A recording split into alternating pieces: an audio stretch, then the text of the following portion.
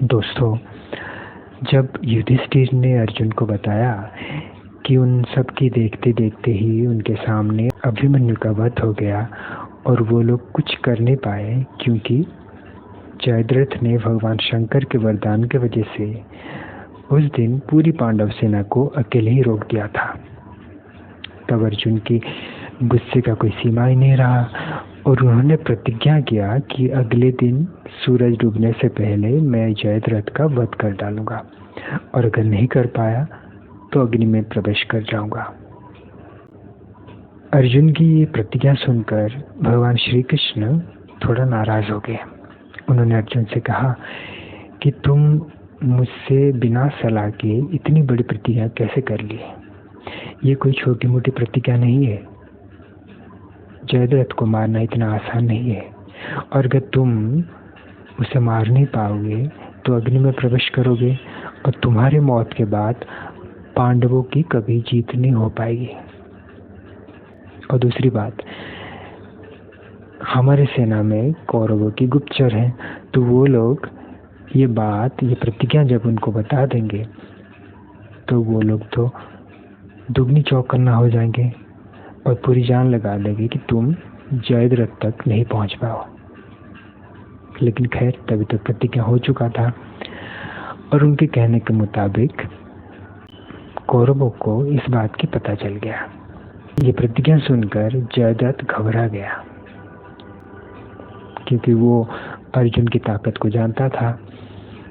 तो उसने सबसे कहा कि मैं अपने घर वापस चला जाऊंगा, मैं और युद्ध नहीं करूंगा, क्योंकि अर्जुन से बचना नामुमकिन है। तब द्रोणाचार्य ने कहा कि किसी को घबराने की कोई ज़रूरत नहीं है, मैं अकेले ही अर्जुन को पूरा दिन रोक के रखूंगा। और अगले दिन ऐसा ही हुआ।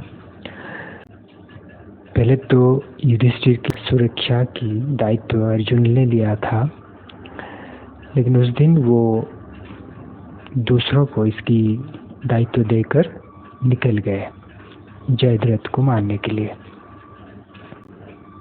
जब वो कौरव की सेना की व्यूह भंग करके उसके अंदर प्रवेश किए तो उनका सामना द्रोणाचार्य से हुआ। अगर अर्जुन थे तो द्रोणाचार्य उनके गुरु थे, तो उन दोनों में बहुत घमासान युद्ध हुआ। कोई पीछे हटने वाला नहीं था। काफी लंबा समय तक चला।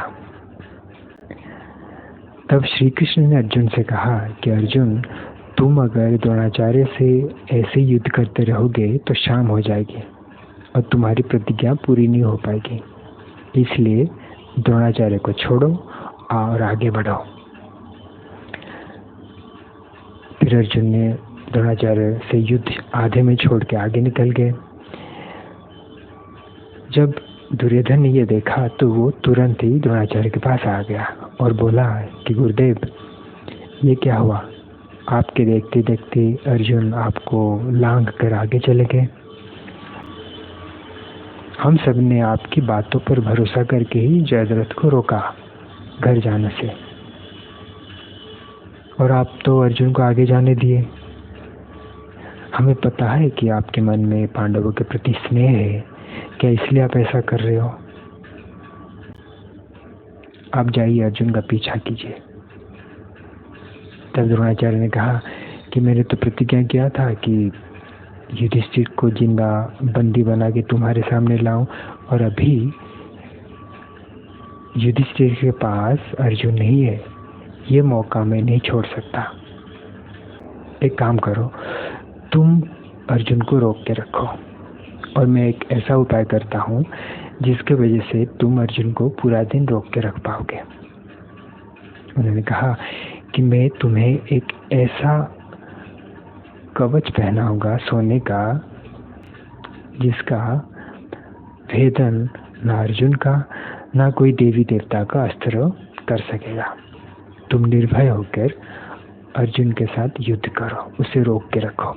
फिर उन्होंने मंत्र के द्वारा एक अद्भुत सोने का कवच दुर्योधन को पहना डाला।